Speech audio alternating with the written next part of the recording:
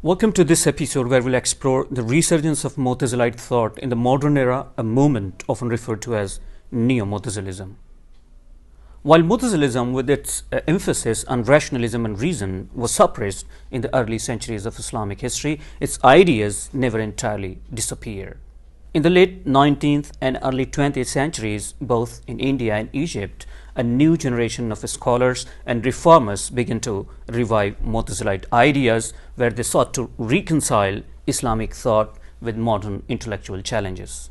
We'll explore the complex parallels between the Neo-Mu'tazilite movement in Egypt, led by figures like Muhammad Abduh and Muhammad Amin, and in the Indo-Pak subcontinent, where scholars like Shibli Nu'mani and Sayyid Ahmad Khan engaged with these ideas. These thinkers saw rationalism not as a foreign influence but as an integral part of Islamic heritage, and they used it to address both theological debates and the challenges posed by European colonialism.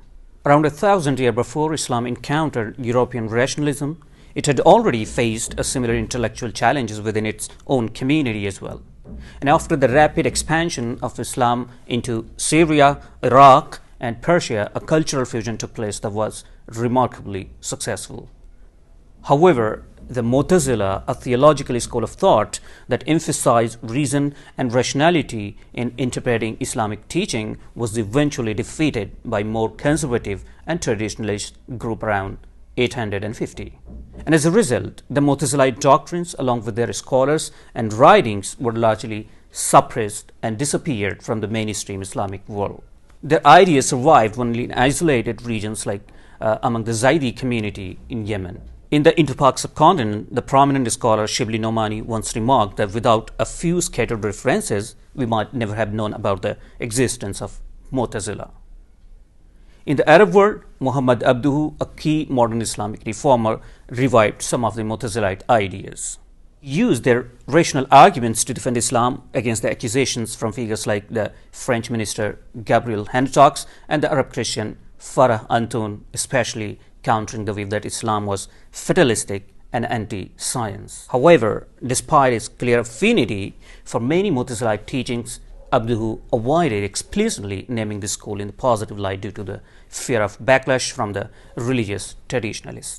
And following Abduh, the scholar Ahmad Amin took these ideas further. His work wasn't just a continuation of Abduh's rational approach, but also a reflection of the intellectual currents of his time. Ahmad Amin witnessed the rise of modernist thinking in Egypt, particularly through the Egyptian National University. The university became a hub for free thought and a counterbalance to the conservative influence of Al-Azhar University. He himself taught at the university and later became the dean of the Faculty of Arts, and the vibrant atmosphere of the intellectual freedom at the university led Ahmad Amin to re-embrace Mu'tazila school and finding it in the rational foundation he believed necessary for Islam to engage with modernity. The Mu'tazilites emerged in the early Islamic history when Islam was confronted with the philosophical challenges from other established religious groups such as the Jews, Christians, and various materialists and dualists. These groups were using Greek philosophy to strengthen their theological arguments, and many converts to Islam influenced by their former beliefs attempted to blend their old religious ideas with their new Islamic faith, often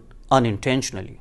And in response, early Muslim scholars, especially those with the knowledge of these philosophical tools, began to use the same methods to defend Islam. And this led to the formation of the Mu'tazila, a school that emphasized rationalism and sought to reconcile Islamic teachings with reason. At its peak, during the reign of Caliph al-Ma'mun and his successors, the Mu'tazilite school promoted a creative synthesis of Islamic thought with Greek philosophy, particularly Neoplatonism. Their answers addressed both religious and cultural challenges of the time. However, despite the intellectual success, the school eventually fell out of favor, and its influence waned under pressure from more traditionalist scholars who viewed their rationalist approach as a threat to traditional Islamic beliefs. In 1925, the Swedish Orientalist H. Nyberg edited and published the Kitab al-Intisar of Mu'tazilite scholar Al-Bayhaqi in Cairo. And this was a significant moment as it marked the first time in centuries that a work from Mu'tazila school became accessible for scholarly research. And before this, any understanding of the Mu'tazilite was mainly drawn from their opponents' writings. Ahmad Amin, an Egyptian scholar, assisted Nyberg in translating the introduction to Arabic. However, a key factor in the revival of Mu'tazilite thought came from modernists in non-Arab Muslim countries like India. Scholar Robert Casper traced this revival or neo-Mu'tazilism from Muhammad Abduh to Ahmad Amin, and he focused particularly on Egypt. Casper saw this moment as a primarily an Egyptian phenomenon, but he missed the wider Islamic context that had similar developments, particularly in South Asia. In 18th century Delhi, Shah Waliullah Dehlvi, a renowned reformer, reintroduced several Mu'tazilite ideas without explicitly naming the school, and that was likely to avoid the conflict with conservative scholars. His successor, Ubaidullah Sindhi, was more open about the Shah Waliullah's alignment with Mu'tazilite principles, and particularly concerning the controversial issue of naskh or abrogation of the Quranic verses. Sindhi argued that Shah Waliullah didn't believe in the wholesale abrogation of the Quranic verses, unlike the traditionalist view. He offered rational explanation for why these verses retained their validity, indicating a Mu'tazilite-like approach to interpretation. Sindhi's motivation for turning to Mu'tazilite ideas was unique. He wanted to inspire a sense of cultural pride among Indian Muslims who, in his view, were too submissive in their admiration of the Arab Islam. Sindhi saw the Mu'tazilite conflict with traditionalist muhaddithin as a broader cultural struggle between Persian, and by extension we may say the Indian intellectual tradition, and Arab dominance. And in this frame, or in this light, he saw the Mu'tazilite doctrines as reflecting Persian superiority, particularly during the reign of the Caliph Al-Mamun. And during this period, non-Arabs, especially Persians, gained intellectual supremacy, and the Mu'tazilite movement symbolized this shift. Sindhi felt that Arabs, having lost political power, clung to the superiority of the Arabic language and traditional doctrine of the Quran or the Quran's eternity to maintain their cultural dominance. He viewed Imam Shafi as the staunch defender of this Arab-centered view, while non-Arab scholars like Imam Abu Hanifa and Imam Bukhari represented a more open and non-Arab perspective. Ubaidullah Sindhi, who spent 12 years in exile in Mecca, felt the sting of Arab scholars' unwillingness to accept Indian or non-Arab scholars as equals in the Islamic world. He perceived that many of them viewed the Indian and Iranian contribution to Islam as inferior or irrelevant. And this only strengthened Sindhi's desire to promote an Aryan interpretation of Islam, aligning the Hanafi school of thought, which dominates Indian jurisprudence, with Indian national identity. And in contrast, he regarded the Semitic Shafi school as representing Arab nationalism. He advocated for the equal standing of these schools within the larger Islamic world. Sayyid Ahmad Khan, a major modernist thinker in India, was also influenced by Shah Waliullah Dehlvi's ideas, and he openly embraced the Mu'tazilite doctrines and referring to himself as a neo-Mu'tazilite. Indian Muslim intellectuals, including scholars like Sayyid Ahmad Khan and the philosopher Muhammad Iqbal, sought to revive Mu'tazilite ideas to foster a rational, progressive interpretation of Islam. This embrace of Mu'tazilism in India happened earlier than in Egypt. So the neo-Mu'tazilism in India and Egypt developed along the parallel lines, with influence like Shah Waliullah Dehlvi and Ubaidullah Sindhi shaping the South Asian context, and figures like Muhammad Abduh and Ahmad Amin driving the Egyptian revival. Although British imperialism kept Indian and Egyptian thinkers apart, the eventual liberation of both regions led to the greater intellectual exchange. Despite the Egyptian focus on earlier Islamic authorities, the convergence of neo-Mu'tazilite trends in both regions is undeniable. Goldziher said it is hardly possible to ascertain whether the Egyptian endeavors are an effect of impulses radiating from India. There is some reason to answer this question in the negative. It is an important fact that the literary manifestation of Egyptians do not betray any connection to the Indian movement. They derive their inspiration rather from genuinely orthodox Islamic authorities of earlier centuries, or at least they strive to refer them as justifying models, but never to modern Indian precursor or partisan. He goes on to say further that there is an essential difference in the spirit with which both camps or both the region aspired to carry out reform. The Indian neo-Mu'tazila characterized itself as representative of the cultural movement. It is the result of a deliberation to which the circles of the Muslim intellectuals were forced by the confrontation with the Europeans who overpowered them. Their efforts at reform are influenced by the European culture. As against that, Egyptian movement bears the stamp of theology. Goldzier's analysis of the differences between the Neo-Mu'tazilite movement in India and Egypt argued that Indian Neo-Mu'tazilism was primarily a cultural movement driven by the Muslim intellectuals as a response to European colonization, while the Egyptian version was more theological, and it aimed at reforming Islamic practices based on authentic interpretation of the Quran and Hadith. He claimed that Indian reformers like Sayyid Ahmad Khan and Sayyid Amir Ali dealt with the theological matters with less rigor, being influenced by European culture.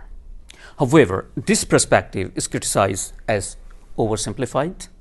Goldzier admitted that this research on Indian modernists was limited to English sources, and it neglected key Urdu writings, particularly by scholars like Shibli Nu'mani, who made substantial contributions to revival of Mu'tazilite thought. Shibli Nu'mani's scholarship was rooted in a deeper understanding of Islamic theology and history and more aligned with Egyptian modernists than Goldzier suggested. Shibli Nu'mani was a key figure in Indian Islamic scholarship. His 1894 monograph on Al-Ma'mun, the Abbasid Caliph known for his support of Mu'tazilism, was one of the first serious studies on Mu'tazilite figure. Shibli Nu'mani's work also extended to discussing the Mu'tazilite tendencies of prominent Islamic scholars like Al-Ghazali, who, according to Shibli Nu'mani, incorporated rationalist interpretation into his otherwise orthodox Ash'arite framework. Shibli Nu'mani argued that Al-Ghazali, by rejecting anthropomorphism, had cleansed the Ash'arism of problematic elements and then reintroducing rationalist Mu'tazilite arguments. Shibli Nu'mani wasn't just a scholar of theology, but also a reformer aiming to revive Islamic learning. His goal was to reintegrate the rationalist spirit of Islamic thought from the Abbasid era into the modern world. His initiatives like Darul Musannifin at Azamgarh sought to rejuvenate Islamic scholarship in India by reconnecting with the classical Islamic thought, and particularly the Mu'tazilite emphasis on reason and rationality.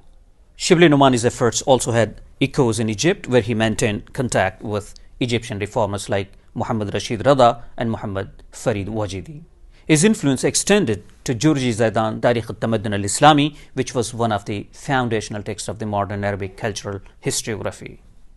And this work in turn influenced Ahmad Amin, an important Egyptian scholar who often cited Jurji Zaidan in his writings. And the role of Jamaluddin Afghani in the Egyptian Neo-Mu'tazilite movement is also significant. Afghani's debate with the French scholars like Ernest Renan and his defense of Islam against Western critiques positioned him as a cultural reformer similar to Indian Neo-Mu'tazilite like Sayyid Amir Ali. However, Goldzier's assessment of the Egyptian movement as purely theological, it neglects the broader cultural and intellectual influences, and particularly in the early phases of the Manar group led by Rashid Raza. And in some can say, well, Goldzier's distinctions between Indian and Egyptian Neo-Mu'tazilism of course has some merit, but it oversimplifies the nuances of both movements. In India, figures like Shibli Nu'mani weren't merely reacting to European influence, but were deeply engaged in reviving Islamic rationalism. And likewise in Egypt, the reformers were influenced by both theological and cultural considerations, and their efforts cannot be entirely separated from the broader intellectual currents of their time. So far in this episode, we have explored how Neo-Mu'tazilism emerged as a significant intellectual movement in both India and Egypt. And with the scholars like Shibli Nu'mani and Muhammad Abduh, they led the charge to revive the rationalism within Islamic thought. They sought to defend Islam from both internal stagnation and external critiques by reintroducing a spirit of inquiry and rational interpretation of the religious texts. As we conclude, it's clear that Neo-Mu'tazilism wasn't just a reaction to European colonial influence, but was deeply rooted in Islamic intellectual tradition itself. Scholars in both India and Egypt worked to reinterpret Islam in a way that balanced tradition with modernity, providing a blueprint for future reform. In our next segment, we'll continue this discussion focusing on how these ideas were further developed by later scholars such as Ubaidullah Sindhi in India and the wider impact of the Neo-Mu'tazilism on modern Islamic thought. So join us as we go deeper into the lasting legacy of this intellectual revival. Thank you.